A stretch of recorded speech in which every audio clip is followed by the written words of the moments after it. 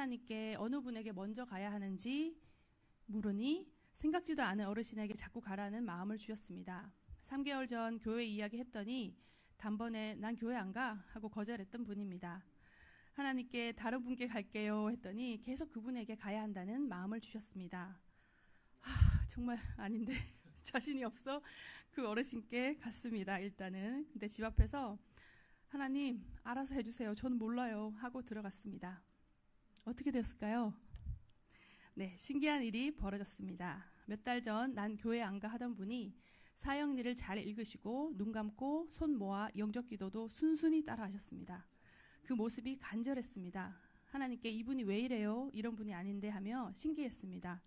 영접하고 나서 어르신이 요즘 힘든 일이 있었는데 기도하면서 마음이 이상하고 뭔가 울림이 있었다고 하셨어요. 그래서 제가 하나님이 자꾸 어르신께 가라는 마음을 주셔서 왔어요 했더니 와줘서 정말 고맙다 하셨습니다. 요즘 너무 헛산 것 같고 해놓은 것도 없어 우울했다 하시길래 그런 생각은 악한 영이 주는 생각이다 하며 대적 기도를 알려드렸습니다. 어르신은 하나님 형상대로 지어진 너무 귀한 존재다. 우리가 세상에서 성공하고 유명해지고 돈 많이 벌어야 귀한 게 아니고 그냥 존재 자체만으로 하나님은 우리를 기뻐하신다. 어르신이 얼마나 사랑스럽고 귀한지 아세요? 하며 안아드렸더니 우셨습니다. 사형리를 드리며 우울한 생각 날 때마다 읽으시고 가슴에 손을 대고 마음 안에 성령님이 계시니 힘들 때마다 하소연도 하시고 소망도 말하시고 끝에 예수님의 이름으로 기도드립니다. 아멘 하면 이게 기도예요. 기도가 거창한 게 아니니 가슴에 손 얹고 기도하시라 알려드렸습니다. 그 집을 나오며 하나님께 이래서 여기 오라 하셨군요 하며 감사했습니다. 또 한 어르신이 계십니다. 이분의 남편을 제가 담당했는데 주무시다가 갑자기 돌아가셨습니다. 복음을 못 전했는데 돌아가셔서 한동안 죄책감에 시달렸습니다. 이 어르신이 몸이 안 좋으셔서 남편분이 다 챙겨주셨는데 갑자기 돌아가셔서 그 집 앞을 지나갈 때마다 하나님이 기도하게 하셨습니다. 그런데 이 어르신을 길에서 우연히 만났습니다. 너무 반가웠는데 이 어르신이 저를 보자 남편 보고 싶다고 우셨습니다. 어르신을 달래며 하나님 이분 왜 만나게 하신 거예요? 물으니 영접시키라는 마음을 주셨습니다. 제 담당이 아니지만 2주에 한 번씩 개인적으로 어르신을 방문하고 있습니다.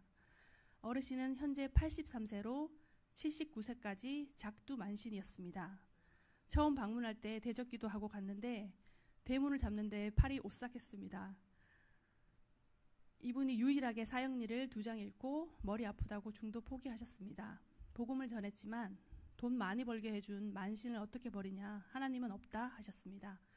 대적기도 때문인지 저를 대하시는 태도가 조금 차가워지긴 했지만 꾸준히 방문해 다시 저를 따뜻하게 대하시고 저보고 교회 다닌 건 잘한 일이다 하시길래 어르신도 같이 가요 했더니 웃으셨습니다. 하나님이 이 영혼을 구원하실 것을 믿고 오늘도 기도합니다.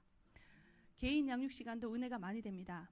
남성 어르신과 3 나눔한 뒤 책 진도 나가자 하면 어르신이 의자를 고쳐 앉고 집중하는 모습이 귀엽습니다. 성령께서 집중하게 만드시는 것이죠. 이 남성 어르신은 영접 기도하고 3일 후 돌아가실 뻔했습니다. 개인 양육 처음 하는 날 너무 울컥했습니다. 이 양육을 못할 뻔했다 생각하니 하루하루가 소중했습니다. 어르신께 영접 기도 못하고 돌아가셨으면 어떡할 뻔했냐 했더니 천만다행이라고 하셨습니다. 성령께서 제 입술을 주관하셔서 담대히 어르신에게 죽음 뒤에 심판이 있다. 우리는 다 하나님 앞에 선다. 영원한 천국이 있고 지옥도 영원하다. 한번 지옥 가고 마는 것이 아니라 불구덩이에서 죽지도 못하고 영원히 살아야 한다 말하니 너무 집중해서 들으시는 거예요. 왜냐? 죽다 살아나셔서 이 심판이 이분에게는 남의 일이 아닌 거죠. 기독교인이 전도하는 것이 돈 받고 하는 것이 아니지 않냐. 영원한 지옥이 있음을 믿기에 내 가족, 내 이웃이 천국에서 평안하길 바래 복음 전하는 것이다 하니 정말 맞다. 너무 고맙다 하셨습니다. 인생의 종착역에 있는 어르신들께 복음 전하는 것이 너무 행복합니다. 제가 뭐라고 이 귀한 일에 저를 축복의 통로로 사용하시니 하나님께 감사합니다. 경기사랑 지체 여러분, 일상에서 하나님이 계속 말하고 계십니다. 그런데 여러분이 못 듣고 계신 겁니다. 하나님의 얼굴을 구하고 친밀함을 구해 하나님의 동역자로 사시기를 축복합니다. 누가복음 4장 18절 주의 성령이 내게 임하셨으니 이는 가난한 자에게 복음을 전하게 하려고 내게 기름 부으시고 나를 보내사 포로된 자에게 자유를 눈먼 자에게 다시 보게 함을 전파하며 눌린 자를 자유롭게 하고 이 사명을 잘 감당하겠습니다. 하나님은 살아계시고 역사하십니다. 하나님 사랑합니다. 네.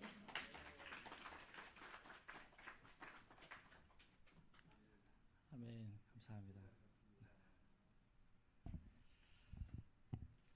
지난주에 저희가 열매 맺는 삶에 대해서 나누었는데 좋은 실례가 될 것 같아서, 사실은 저희 목자 부목자님들이 거의 이런 삶을 살고 계시고요, 실제로. 그래서 저희가 목자 부목자로 이렇게 지정해서 좀 섬겨 주시도록 요청을 드리고 그렇게 지금 섬겨주고 계십니다. 너무 감사합니다. 오늘 말씀은요, 포도나무의 삶입니다. 포도나무의 삶. 여러분, 우리나라 생각하면 어떤 아이콘, 어떤 이미지가 또 혹시 떠오르세요? 우리나라. 저는 태극 마크를 보면 어떠요? 우리나라가 생각납니다. 축구 선수들 보면 태극기, 태극 마크 달고 태극 전사라고 부르기도 하고요. 이렇게 태극기를 보면 우리나라 선수들이, 우리나라가 또 떠오르긴 합니다. 물론 태극 마크는 다른 나라도 쓸 수 있지만 특별히 우리나라 태극 마크를 볼 때 우리나라를 우리는 떠오르게 되죠. 그죠? 여러분 88 올림픽 기억나세요? 네. 그때 이 아이콘이 뭐였죠? 호돌이. 우리나라 생각하면 뭐가 떠오르죠? 또 호랑이가 떠오릅니다. 네. 다른 사람들은 그냥 호랑이인가 보다 했지만 우리나라 사람들은 호랑이를 보면 그렇지, 우리나라의 호랑이 대표 이미지라고 생각을 하게 되죠. 무궁화 누구 나라 꽃이에요? 우리나라 꽃입니다. 다른 나라에도 무궁화가 있습니다. 근데 우리는 무궁화를 보면 우리나라 꽃이라고 표현이 나와요. 자연스럽게. 왜 이런 말씀 드리냐면요, 구약의 이스라엘 백성들은요, 포도나무라고 딱 말을 하면 그게 자기들 나라를 이미지한다고 생각해요. 우리는 그냥 포도나무 그러면 맛있겠네 이렇게 생각하지만 이스라엘 민족은 포도나무 그러면 그 우리나라 민족인데 이렇게 표현을 합니다. 왜 그러냐? 하나님께서 이스라엘 민족에 대해서 비유로 여러 선지자들 통해서, 성경을 통해서 말씀하시기를 너희는 포도나무야 이렇게 여러 차례 말씀하셨어요.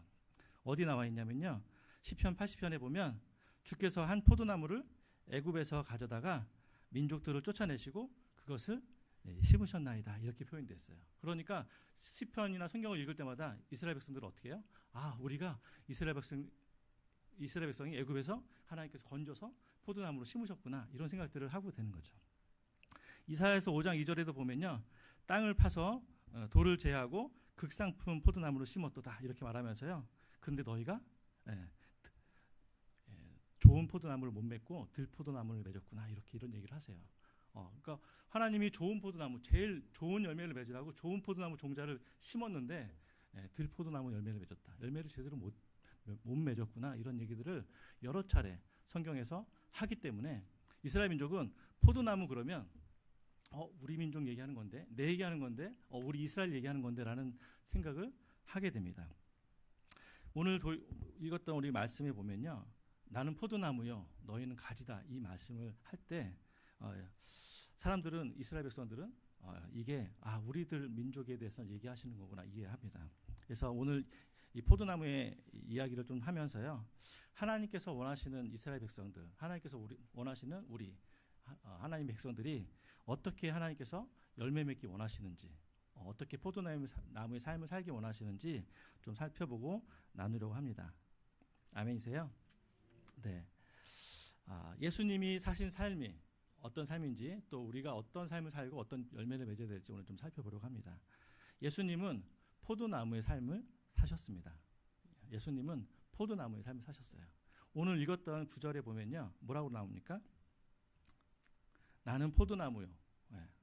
나는 포도나무요 할 때요, 그 사람들은 이런 생각을 하는 거죠. 우리가 포도나무인데 우리가 하나님께서 원하시는 열매를 제대로 못 맺었다는 걸 그들이 알아요. 그런데 예수님이 뭐라고 그러시냐면, 내가 참 포도나무요, 내가 진짜 이스라엘이야. 너희들이 못 맺은 그 열매를 내가 본을 보여줄게. 내가 하나님께서 원하셨던 참된 이스라엘로, 참된 포도나무로 어떻게 열매 맺는지를 보여줄게라는 의미를 내포하고 있는 거예요. 그러니까 이 사람들은 예수님의 말씀을 들을 때 그런 말이구나라는 것들을 이해하고 듣습니다. 이해되시죠? 예.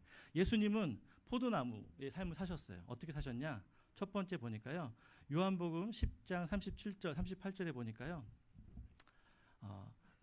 내가 만일 내 아버지 일을 행하면 행하지 아니하거든 나를 믿지 말거니와 내가 행하거든 나를 믿지 아니할지라도 그 일을 믿으라. 그러면서 너희가 너희는 내 아버지께서 내 안에 계시고 내 아버지께서 내가 아버지 안에 계셨음을 깨달아 알지라 이렇게 여러 차례 얘기하십니다.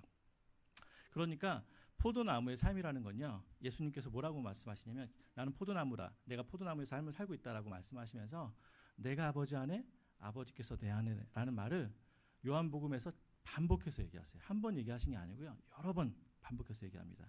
요한복음 14장 10절에서 12절까지 말씀도 마찬가지입니다. 내가 아버지 안에 거하고 아버지께서 내 안에 계신 것을 너희가 알아야 된다. 계속 믿어야 된다. 이런 얘기들을 계속 하시는 거죠. 그러면서 뭐라고 그러시냐면 내가 하는 일이 내가 하는 게 아니야. 누가 하는 거예요? 아버지께서 내 안에 계셔서 아버지 일을 하시는 거야 라는 얘기를 하는 거죠. 자동으로 로봇처럼 한다는 얘기가 아니고요. 아버지와 내가 친밀한 교제와 연합을 통해서 아버지께서 내 안에서 아버지께서 일을 하기 원하시는 일들을 말씀하시고 인도하셔서 아버지의 능력과 지혜로 그 일들을 감당한다. 이런 말들을 포함하는 거죠. 그래서 첫 번째 보면요. 예수님께서는 자신이 하시는 모든 사역이 아버지의 일이고요. 자신이 아버지 안에 아버지가 내 안에 있다라는 얘기를 계속해서 얘기하시면서 그렇게 하나님과 아버지와 친밀한 교제와 연합을 이루고 계신다라는 얘기를 반복해서 하십니다. 이게 포도나무, 참 포도나무의 삶의 모습인 거죠. 첫 번째가. 그러면서 뭐라고 그러시냐면 하나님과 내가 동역하고 동행하는데 그것은 자신의 능력이 아니라 아버지께서 내 안에 계셔서 행하시는 그 일이라 이런 얘기를 하는 거죠. 우리가 지난주에 살펴본 것처럼 우리가 하나님과 친밀한 교제를 나누고 하나님을 사랑하고 내 이웃을 사랑하고 하나님을 깊이 알고 하는 것이 신앙의 핵심이라고 말씀드렸어요.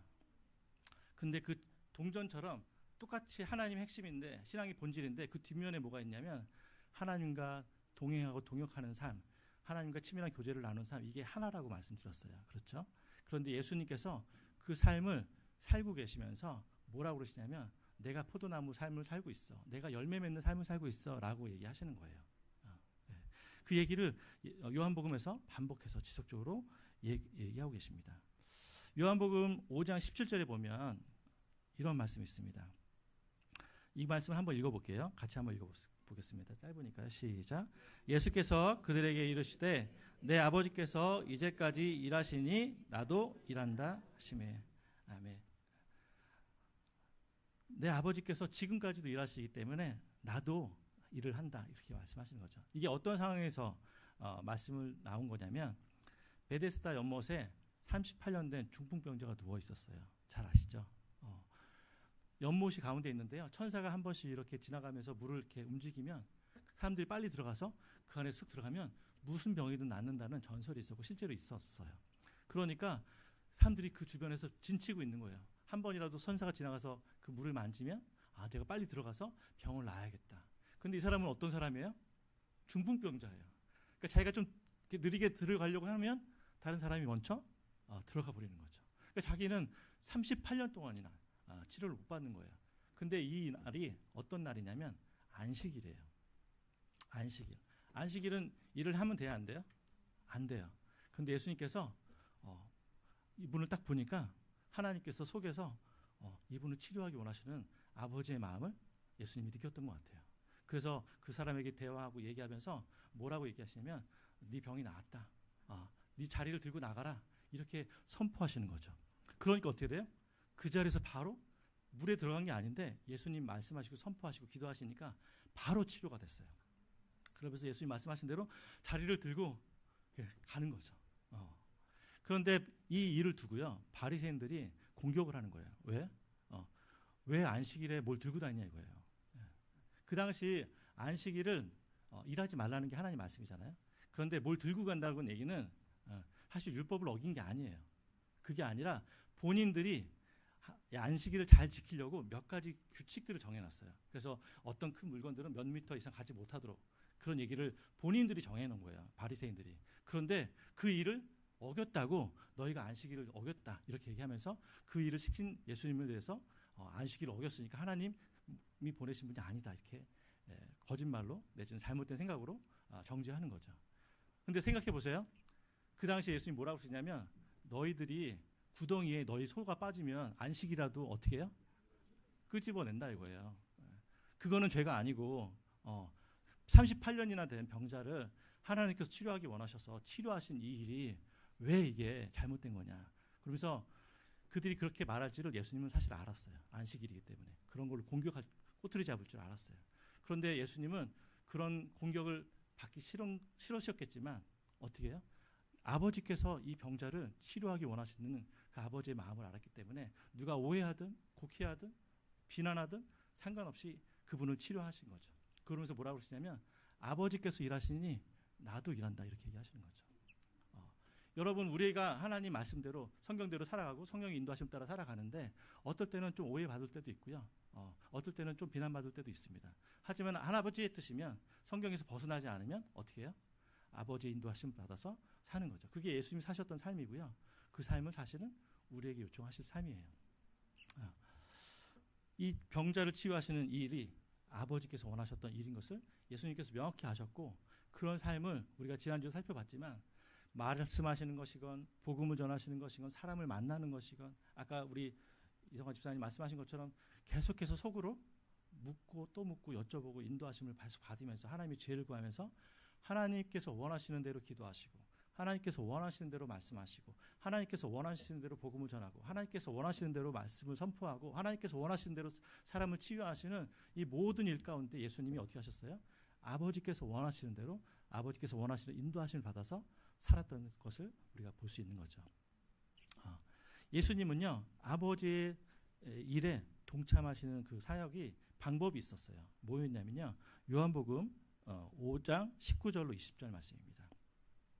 예수님은 어떻게 하나님의 일에 아버지의 일에 동참하셨냐?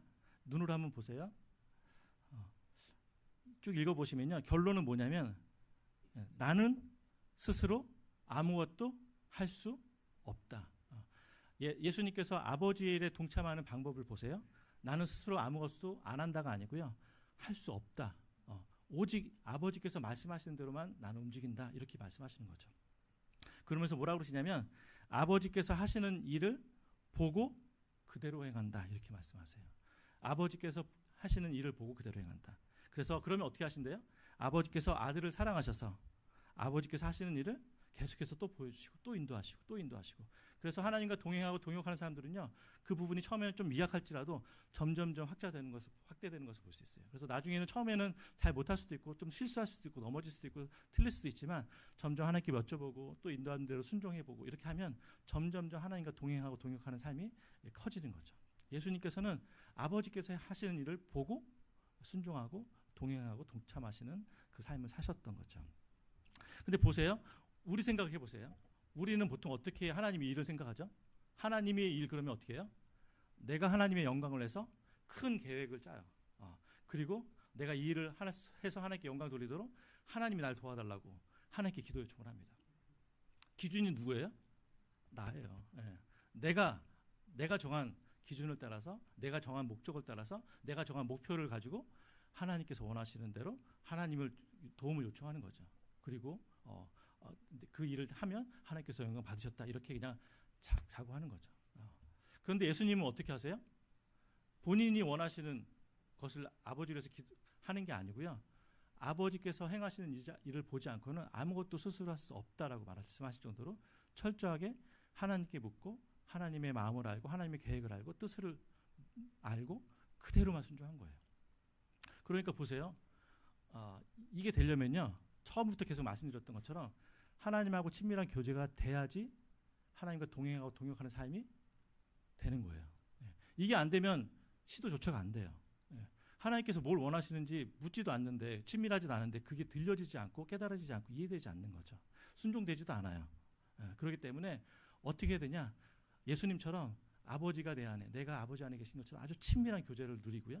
아버지께서 원하시는 일이 무엇인지 듣고 보고 그대로 순종하는 이 삶이 사라지는 거죠. 이게 뭐가 중요하냐? 내가 하나님을 위해서 열심히 하는 것도 좋은 거 아니냐? 뭐 이렇게 심각하게 얘기하냐? 이렇게 생각하실 수도 있는데요. 뒤를 보시면 뒤를 살펴보면 좀 왜 이렇게 말씀하신지 이해가 될 겁니다. 우리가 살아야 될 포도나무의 삶, 이 부분은 눈으로 한번 볼게요. 읽어볼까요? 요한복음 15장 1절부터 5절 말씀입니다. 요한복음 15장 1절부터 5절 말씀 시작. 나는 참 포도나무요 내 아버지는 농부라. 물은 내게 있어 열매를 맺지 아니하는 가지는 아버지께서 그것들을 제하여 버리시고 무릇 열매를 맺는 가지는 더 열매를 맺게 하려 하여 그것을 깨끗하게 하시느니라. 너희는 내가 일러준 말로 이미 깨끗하여졌으니 내 안에 거하라. 나도 너희 안에 거하리라. 가지가 포도나무에 붙어있지 아니하면 스스로 열매를 맺을 수 없음같이 너희도 내 안에 있지 아니하면 그러하리라. 나는 포도나무요 너희는 가지라. 그가 내 안에 내가 그 안에 거하면 사람이 열매를 많이 맺나니 나를 떠나서는 너희가 아무것도 할 수 없음이라. 아멘. 그냥 이것만 달랑 놓고 보면 좋은 말씀이네 이렇게 생각할 수 있지만 예수님이 사셨던 삶, 예수님이 본인에 대해서 얘기하시고 아버지와 본인의 관계에 대해서 얘기한 삶을 기억하고 다시 우리에게 말씀하시는 포도나무의 삶을 다시 한번 바라보면요. 예수님이 사셨던 삶하고 우리에게 요청하시는 삶이 어때요? 사실은 똑같아요. 똑같아요. 예수님이 아버지와 사셨던 삶이 예수님께서 제자들에게 요청하시는 삶하고 똑같아요. 뭐라고 그러시냐면 내가 내 안에 거하라. 나도 너희 안에 거하리라. 이거 누가 하셨던 말씀이에요? 예수님이 내가 아버지 안에 거하고 아버지께서 내 안에 계신다라는 말을 떠올리게 되잖아요. 아버지께서 내 안에 계시고 내가 아버지 안에 사셨다는 그 삶을 이제 누구한테 요청하시는 거예요? 예수님의 제자들에게, 우리에게 너도 내 안에 거해.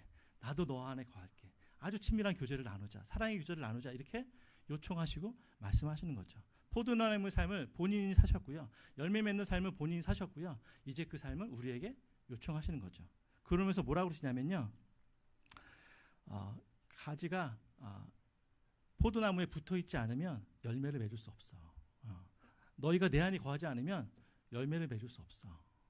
본인이 아버지하고 친밀하게 딱 붙어 있어서 열매를 맺은 것 같이 너희도 내 안에 거하지 않으면 열매를 맺을 수 없어. 이렇게 말씀하시면서 뭐라고 그러시냐면요.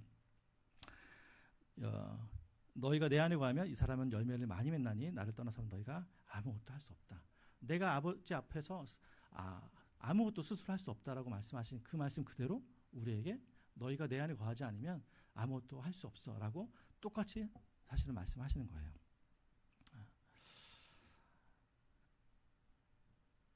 예수님께서 원하시는 삶, 열매 맺는 삶, 다른 말로 포도나무의 삶을 예수님께서 사셨고 우리에게 요청하셨죠. 근데 왜 이런 삶을 살라고 말씀하실까요? 뭐 살아도 되고 안 살아도 되는 걸까요? 예수님께서 우리를 택하신 목적을 보면요. 이게 반드시 살아야 되는 삶이라는 걸 봅니다. 요한복음 15장 16절에 보면요. 오늘 읽었던 구절인데요.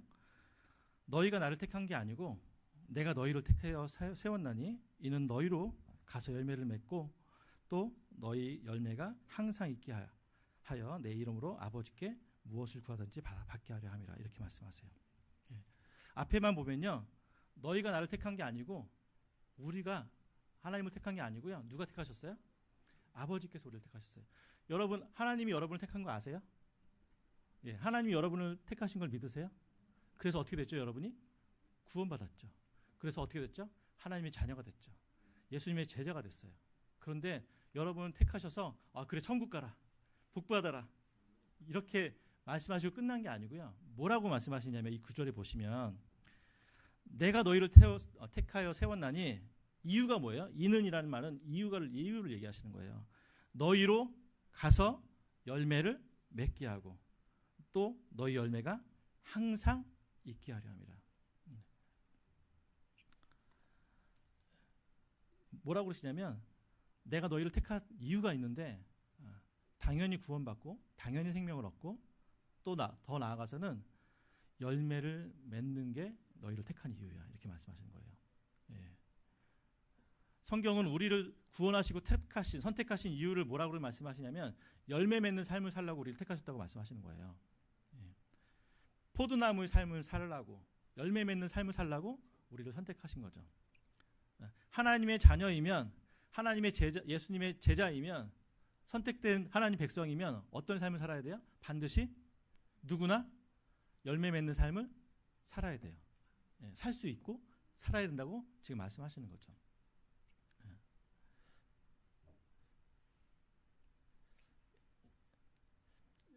어떤 분이 예를 들어서 뭐 피아노의 대가가 있어요.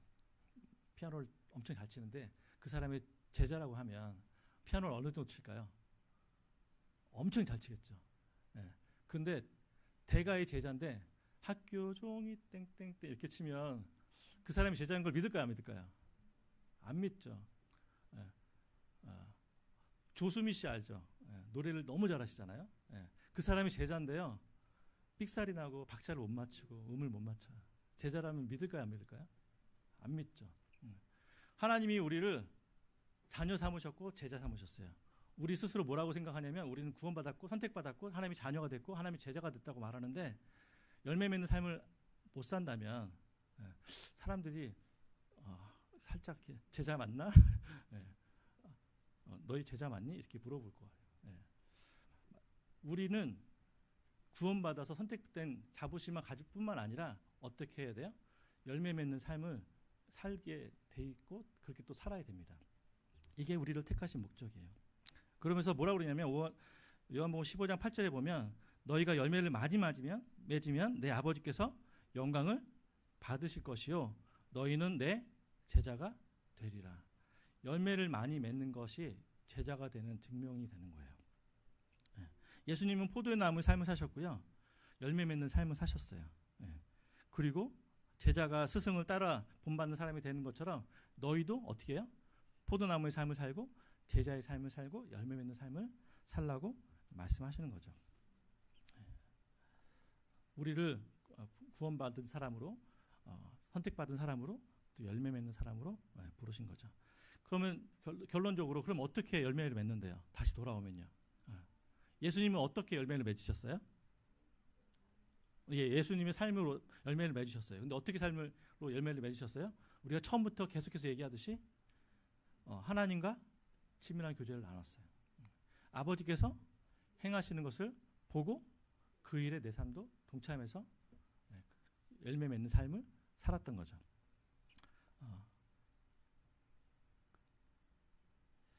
이게 왜 중요하냐면요. 여러분 우리가 먹든지 마시든지 무엇을 하든지 뭘 해야 돼요? 아버지 영광을 위해 사는 게 우리 인생에 아버지를 영화롭게 하는 게 우리 인생의 목적이고 목표예요. 그죠? 우린 다 알고 있죠. 또 그렇게 살기를 원해요. 그런데 성경에 보니까 아까 읽었던 15장 8절에 보니까 너희가 열매를 많이 맺으면 누가 영광을 받으신대요? 내 아버지께서 영광을 받으실 것이요 너희는 내 제자가 되리라. 열매를 맺는 삶을 살 때 어떻게 해요? 하나님께서 영광을 받으신대요. 그 열매는 근데 그냥 단순히 내가 하나님을 위해서 열심히 산 그 열매를 말하는 게 아니에요. 여기서는 지금 다 연결되어 있는 거기 때문에 예수님이 사셨던 그 포도나무의 삶, 아버지와 친밀하게 아버지가 내 안에, 내가 아버지 안에 계시고 아버지께서 행하시는 일을 보고 그 일 가운데 열매 맺는 그 삶을 사셨던 그 예수님께서 우리 보고 열매를 맺으라고 하시면서 뭐라고 그러냐면 너희가 내 안에, 내가 너희 안에. 이 사람은 열매를 많이 맺는다는 그 말 자체는 뭐예요? 똑같이 본인이 사셨던 것처럼 아버지께서 행하시는 것을 보고 너희가 순종했던 것처럼 내가 순종했던 것처럼 너희도 내가 행하는 것, 내가 인도하는 것, 내가 원하는 것을 보고 그 인도하심을 받고 어떻게 해야 된다는 거예요? 그 순종할 때 열매를 맺을 수 있다는 거죠. 예수님께서 원하시는 열매는 그냥 내가 예수님을 위해서, 내가 하나님을 위해서 맺어지는 열매가 아니고요. 하나님께서 인도하시는 거, 예수님께서 인도하시는 거, 성령님께서 인도하시는 그 열매를 따라서 순종했을 때 맺어지는 그 열매를 원하시는 거고 그렇게 할 때 뭐예요? 하나님께서 영광을 받으신다는 거예요. 내가 나를 위해서, 내가 하나님을 위해서 열매 맺는 건 실제로 말하면 하나님 열매가 아닙니다. 그건 내 열매예요. 하나님께 영광을 드리지도 못해요. 내 열매니까. 그러니까 우리는 철저하게 예수님 사셨던 것처럼 하나님의 인도하심을 받아서 하나님께서 원하시는 열매를 맺는 것이 하나님께 영광이 되는 것이고 이것이 제자의 삶이라는 거죠. 예.